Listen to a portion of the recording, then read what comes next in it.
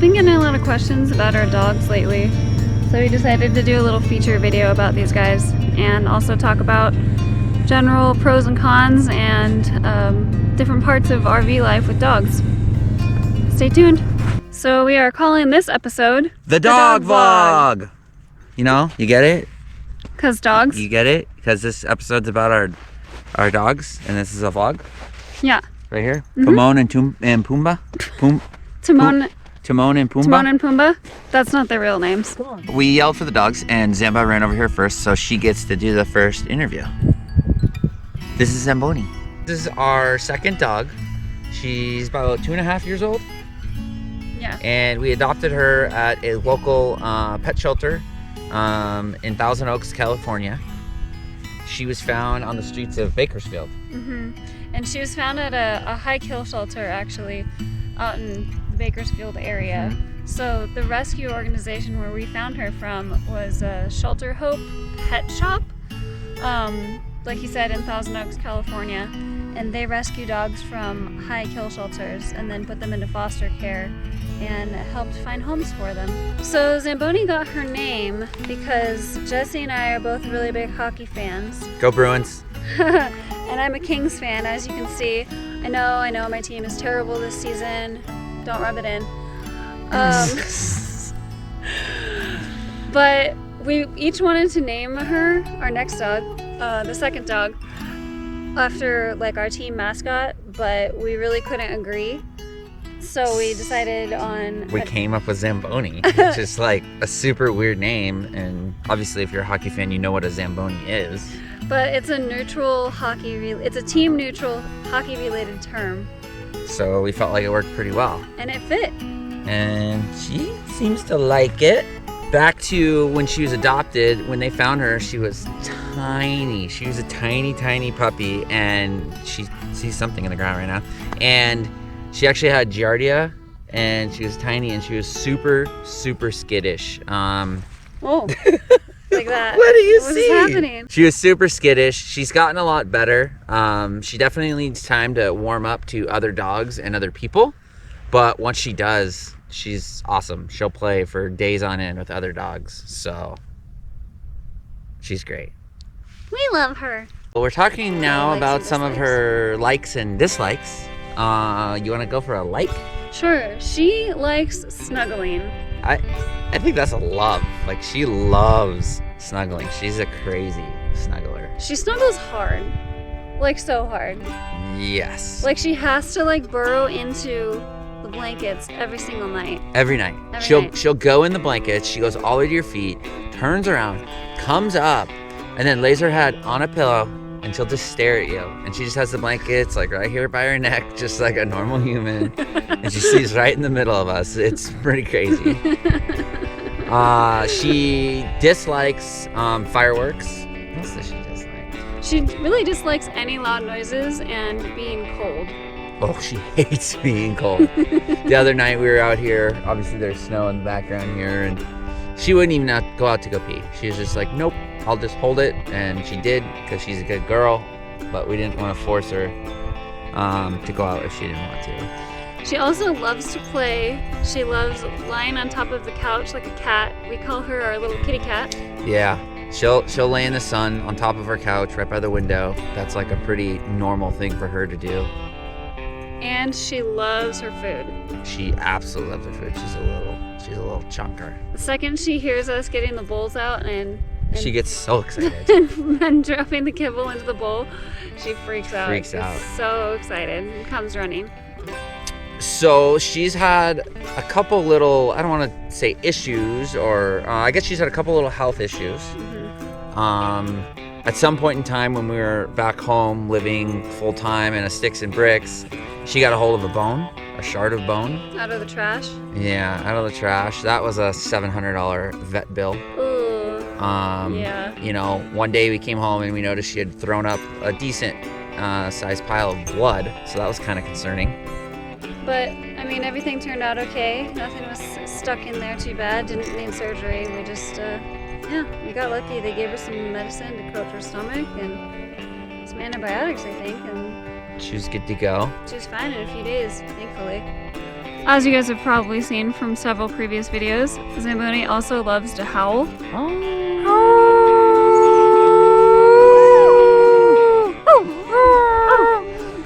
Of course, she never does it when we want her to. Sometimes it's a little bit more of like a cute little whine than anything. She's been a great addition to the family.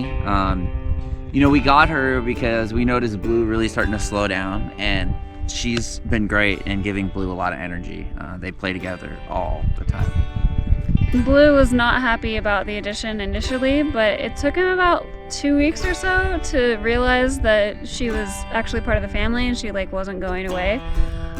So then he started to warm up to her, and he would share his toys a little bit more openly, I guess. Yeah, that's another thing they love is they love tug of war. They play tug of war. Blue normally wins, but sometimes he like lets her win. You know, Zamboni holds her own though for how small she is. She's only about 22 pounds, and Blue's 80. It's hard to tell her size, but she's pretty little. We call her a little squirt. Little squirt.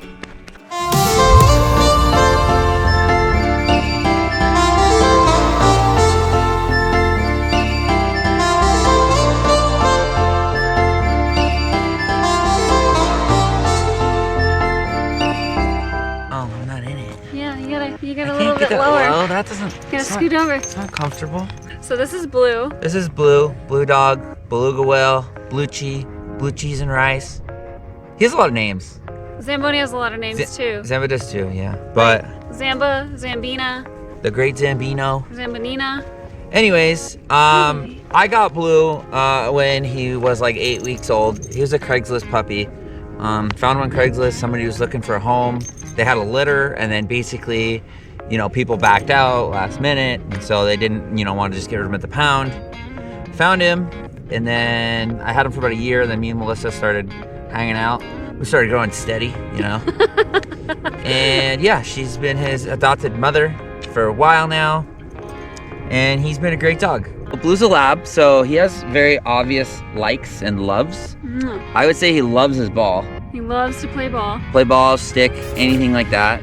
He loves to swim. Loves swimming. He loves the snow. Yep. Anything cold, like labs tend to love, which he loves. Yeah, they're very tolerant to cold.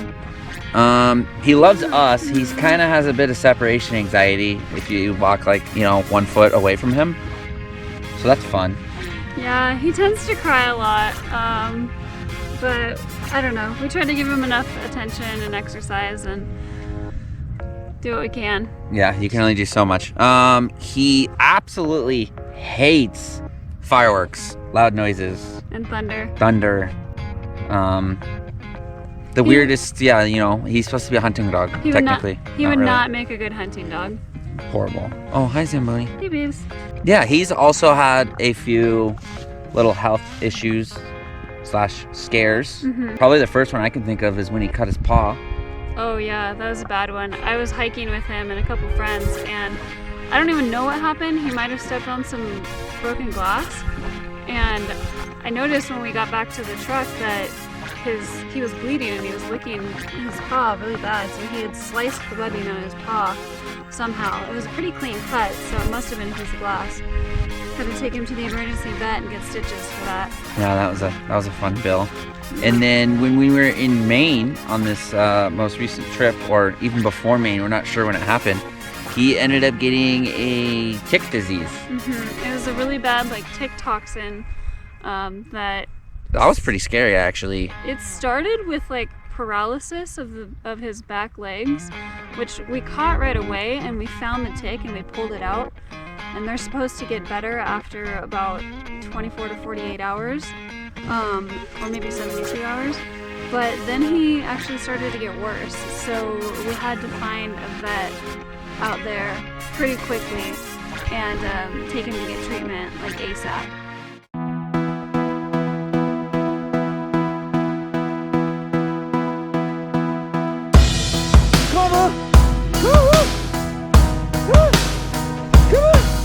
Come on, guys. Let's go. Let's go. Let's go. Let's go. Let's go. RVing with dogs is not easy. No. There's obviously pros, there's cons. I mean, pros, they're pretty endless. You know, your dogs get to go to super cool places. I mean, they get to walk out when we're on a safe road, not around anyone. We let them run free off leash. Yeah, when we're boondocking. They love the sniffs and smells. They get new walks all the time. They get to be with us all the time. We get to be with them. Yeah, we definitely spend a lot more time with them now. You know, before when we'd both go to work all day long, you know, they would just sit there and just be sad, essentially, because that's what dogs do. Yeah. We actually took them to a lot of places. We took them on a big road trip with us up to Canada last year. So they've always traveled with us as much as possible, but this is a whole different ball game. Yeah, and they both are amazing in the car. So we have, you know, a crew cab 2500 Ram, and they both basically get the whole back seat to themselves. Zamboni sometimes will come up and sit on the center console, but overall, I mean, they just sleep, look out the window. You know, we stop and give them bathroom and water and food breaks whenever we think they need it, but overall, they're great. They're super well behaved in the car. And one thing that we love doing every time we see another dog is say, "Hey guys, is that your friend outside?" Oh yeah. Hey guys, is that your friend? Where's your friend? Is that your friend? Where's your friend?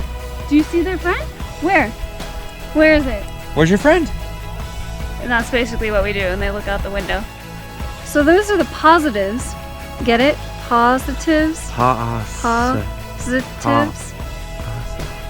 Anyways, obviously there's going to be negatives or cons. I don't think they outweigh obviously having like your best friends with you all the time.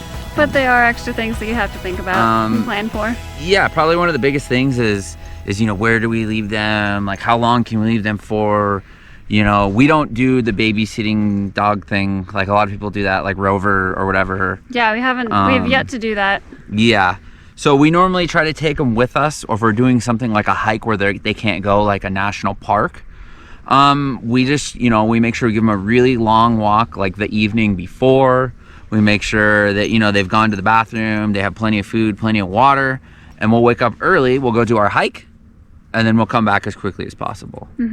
Obviously, try to be as cognizant of the weather as we can. Weather meaning thunderstorms for Blue, because he gets scared and freaks out, and he will destroy your screen, your loofahs in your bathroom, or anything else that gets in his way when he is scared. But he gets wild when he's scared. But also, if it's too cold or too hot, yes. And that was pretty much the problem that we had most of the summer that we were traveling full time. Heat was the issue. Heat was the issue in that season, obviously.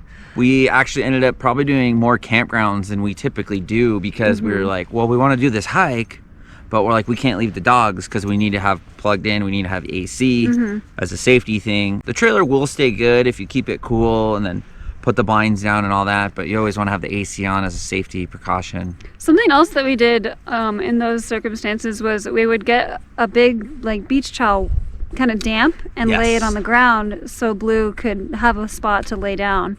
Yeah, Zamboni doesn't really get too hot for the most part. She's pretty good, but yeah, we would put a big damp beach towel on the ground and put a fan in there along with the AC, and he would just lay on that, and it was great.